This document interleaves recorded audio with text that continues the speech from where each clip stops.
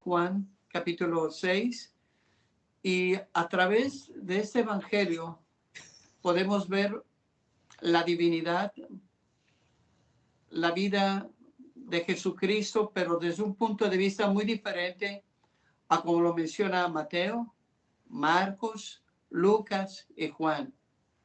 Mateo presenta a Jesús como el rey de los judíos. Marcos habla de Jesús como el siervo de Jehová. Lucas nos habla de la naturaleza humana de Jesús.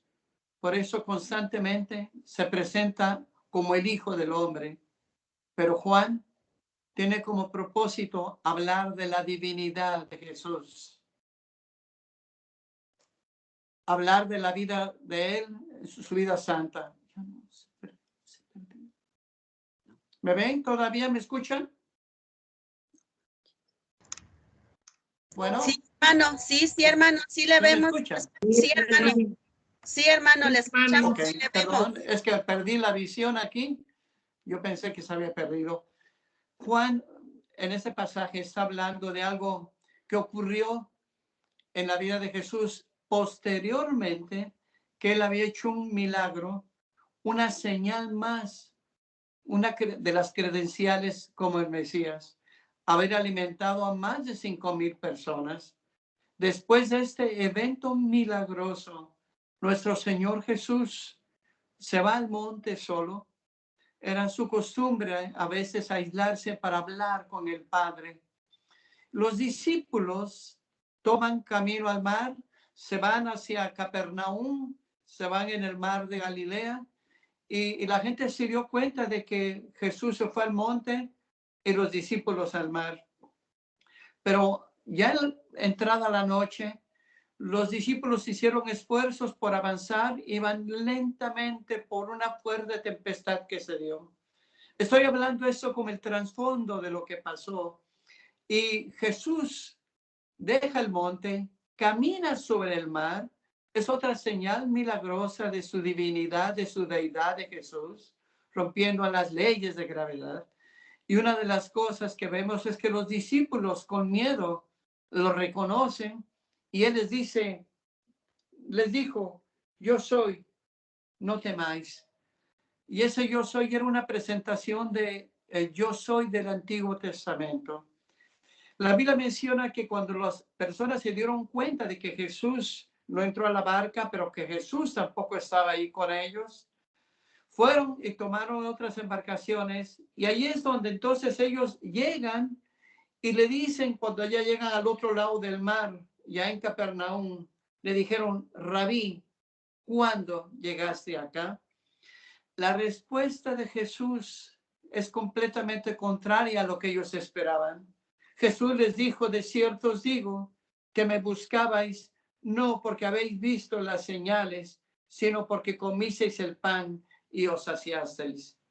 A través de este evento podemos ver que las personas en el tiempo de Jesús, como hoy en día también, no entienden las cuestiones espirituales, no comprenden los designios de Dios ni el propósito por el cual Dios envió a su Hijo Jesús a morir en una cruz. Y el Señor les está hablando de una manera importante acerca de cómo es que había llegado, sino que les dice, ustedes me buscan porque comieron gratis, en pocas palabras. Están preocupados por la vida material. Están preocupados solamente por las cuestiones físicas. Y una de las cosas que entonces la gente quería en esos momentos, anteriormente habían querido hacer un rey, pero no el rey de reyes, sino un rey político, un rey que venía a destronar al Imperio Romano, un rey con una mentalidad humana. Así lo concebían los religiosos, así lo concebía el pueblo de Israel. Ellos estaban bajo la opresión del Imperio Romano y querían un caudillo político tipo guerrillero, pero Jesús no. Y por eso es que él se va al monte y se va a orar. Él rehuye esto porque no es, yo lo mencioné en otra ocasión, mi reino no es de este mundo. Y después Jesús les dice, trabajad, no por la comida que perece, sino por la comida que a vida eterna permanece. No les estaba diciendo que no trabajaran para ganar el pan de cada día. No, no. Lo que está diciendo es, ustedes se preocupan más por lo material que por lo espiritual. Están más preocupados por su vida física, por la sanidad de su cuerpo, por el vestido que tienen que ponerse, por la salud, cómo se encuentran o lo que tengan que comer. Creo que la actitud y el pensamiento de estas personas es muy parecida al siglo XX, siglo XXI. La gente sigue sin entender cuál es el plan de Dios. El apóstol Pablo dijo en la primera carta a los Corintios, capítulo 2, versículo 14, dijo, el hombre natural no percibe las cosas que son del Espíritu de Dios, porque para él le son locura. No las puede entender, porque éstas se han de discernir espiritualmente. Si hay algo que tenemos que entender, es que los seres humanos no solamente tenemos la necesidad física, la necesidad de vestido, la necesidad de tener líquidos en el cuerpo o alimento en el estómago. No, los seres humanos tenemos triple necesidad. La Biblia menciona que tenemos espíritu, alma y cuerpo, y que el cuerpo solamente es el estuche del espíritu y del alma.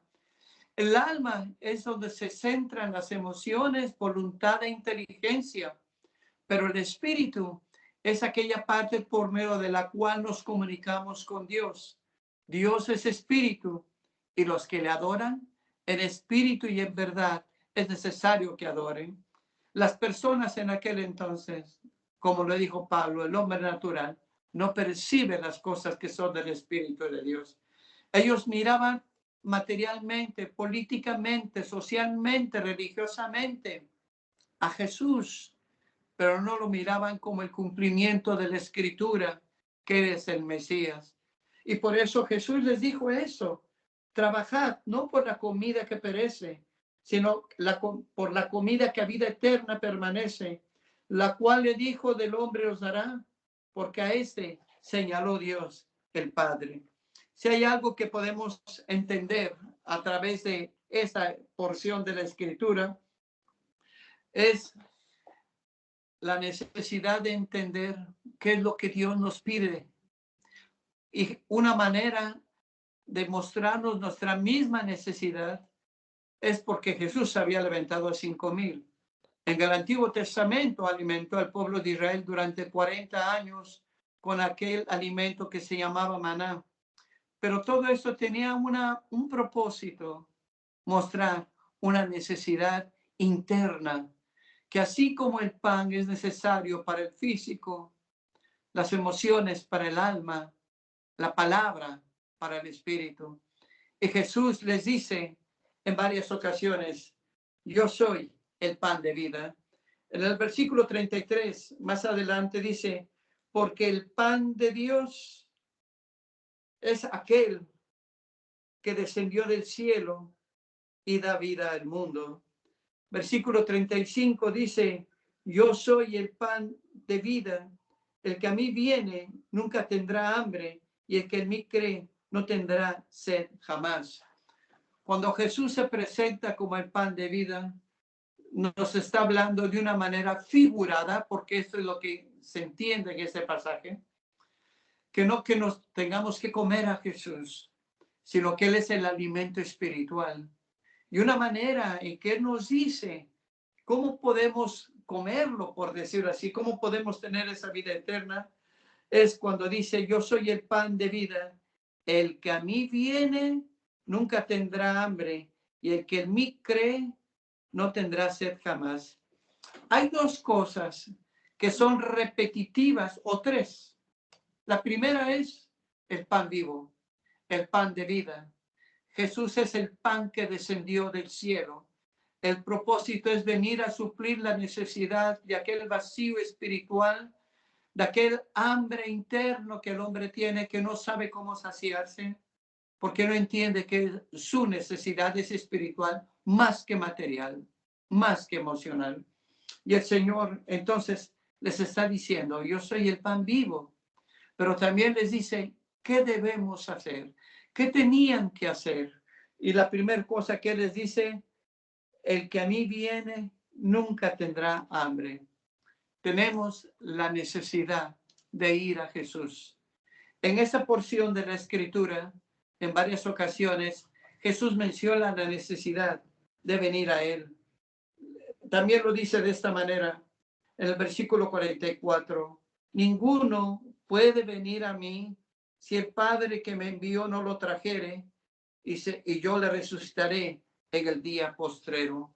Si somos llevados a Jesús, esto es por la intervención del Padre Celestial. Cuando nosotros venimos a Jesús, es porque el Padre nos atrae. Tenemos la necesidad. Y decir ir a Jesús, no estamos hablando de una religión, una organización o una secta. Estamos hablando de acercarnos de forma espiritual a Jesucristo. Él está en todas partes. Donde están 2 o 3 congregados en su nombre, allí está Él. Y por su naturaleza divina, Él está en todas partes. Él es omnipresente. Y tú, si no has creído en Jesucristo, puedes venir a Él donde quiera que estés. Te puedes acercar y darle las gracias porque Él murió por ti en la cruz. El que a mí viene, dijo Jesús, no le echo fuera. Tenemos la bendición de la invitación de Jesús para acercarnos a Él. Y Él dice que a mí viene, no le echo fuera. Qué hermosa promesa. Saber que no importa quién seas, lo que hayas hecho, hasta donde te hayas hundido en la maldad, Él no te echa fuera, porque para eso vino Jesús, para buscar y salvar lo que se había perdido. Para eso vino Jesús, para dar su vida en rescate por ti y por mí, que somos pecadores y estamos perdidos, y para llenar ese vacío del corazón. La primera cosa es venir a Él, pero también dice, yo soy el pan de vida, el que a mí viene nunca tendrá hambre, y el que en mí cree no tendrá sed jamás. La segunda palabra, la segunda acción de que se refiere es creer en Él. En ese versículo 29 también lo menciona de esta manera.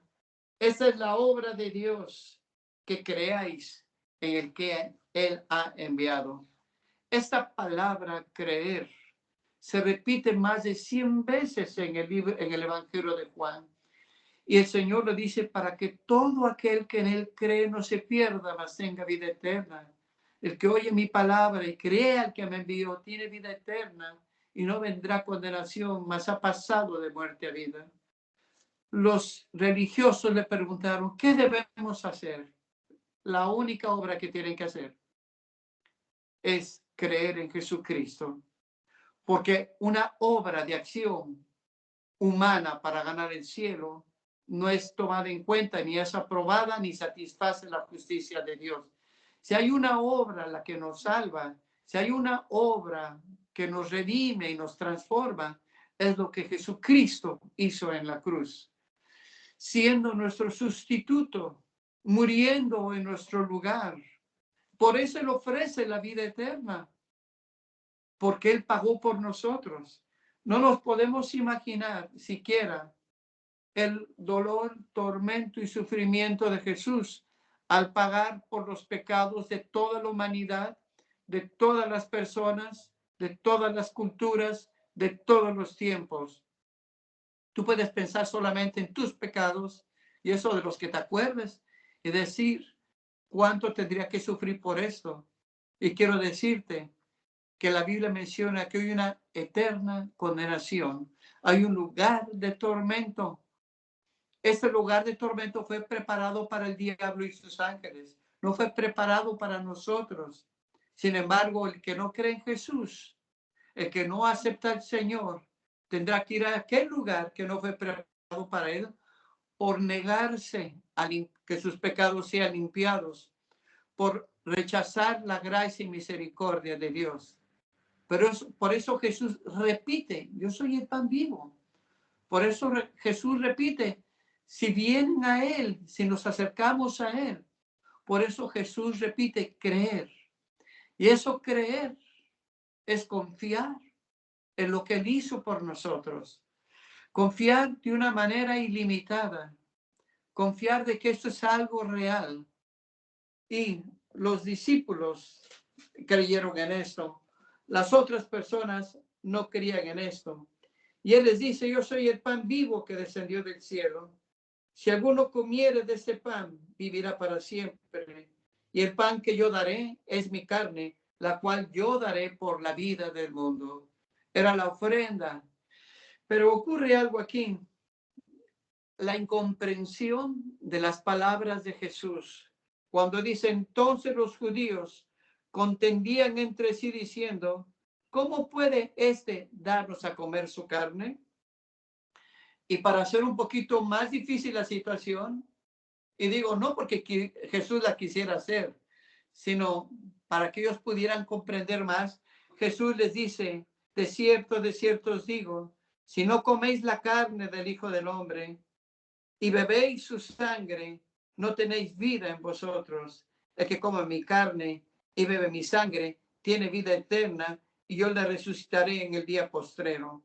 Esas palabras y las que siguen a continuación, que es lo que Jesús está diciendo, que come mi carne y bebe mi sangre, era una manera figurada para hablarles y hacerles entender su necesidad.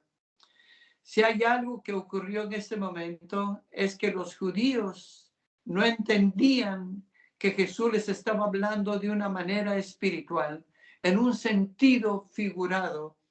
Estaba prohibido por la ley mosaica beber sangre. Los judíos sabían que no tenían que comer o ser caníbales, comer carne humana, porque Dios no lo había aceptado. Entonces lo que Jesús les estaba diciendo era en un sentido figurado. Y saben una cosa, estas personas no entendieron el mensaje de Jesús, no entendieron las palabras de Jesús. Hasta el día de hoy hay muchos que no creen y han malinterpretado este pasaje. Inclusive la Iglesia Católica Romana en el año 1100, 1200 dieron como dogma de fe una doctrina que se llama la transubstanciación. Usando estos pasajes y otros de la mesa del Señor que es instituida por Jesús, dicen que entonces la transubstanciación es la conversión de los elementos de pan y vino, uno en el cuerpo y otro en la sangre.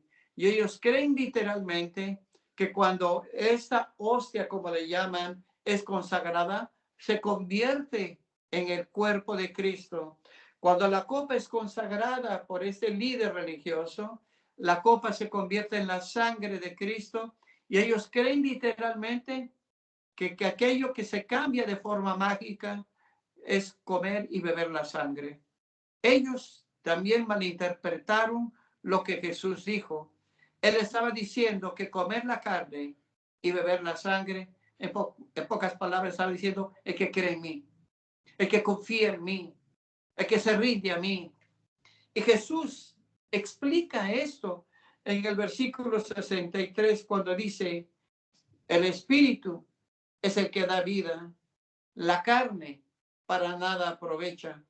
Las palabras que yo os he hablado, la de comer carne y beber sangre, dice, son espíritu y son vida. Lo triste es que cuando Jesús dio la explicación, muchos de los judíos que escucharon lo primero se fueron, se apartaron. Inclusive discípulos dijeron, nosotros no podemos seguir esa doctrina, es muy dura, vámonos. Porque el Señor sabía anticipadamente quiénes habían de creer y quién le había de entregar. Pero hay una cosa que es muy importante. En este pasaje está hablando de tu necesidad y mi necesidad. Necesitamos el pan de vida. No solo de pan vive el hombre, sino de toda palabra que sale de boca de Dios. Y el alimento espiritual que nos da vida eterna es el creer en Jesucristo, el rendir nuestra vida a Él, arrepentirnos de nuestros pecados, porque Él murió por nosotros. El que en Él cree, el que se acerca a Él, no tendrá hambre, no tendrá sed. Dios está hablando, satisfacer para siempre con su presencia y creyendo en Él nuestra necesidad espiritual. Si tú no tienes a Cristo en tu vida y no te has arrepentido, yo te invito a que tú lo hagas, a que tú le pidas perdón por tus pecados, que tú te arrepientas y que comas de ese pan vivo, le rindas tu corazón a Jesús, te acerques a Él y le confíes tu vida, ya que Él promete vida eterna. Dios les bendiga. Y amados hermanos, necesitamos hacer lo que Jesús dijo, escudriñad las Escrituras, porque a vosotros os parece que en ellas tenéis la vida eterna y ellas dan testimonio de mí, así como ese pasaje da testimonio que eres el pan vivo, verdadero, que descendió del cielo para hacer la voluntad del Padre. Y su voluntad es que no nos perdiésemos ninguno de nosotros. Bendiciones. Dios les guarde, mis amados hermanos.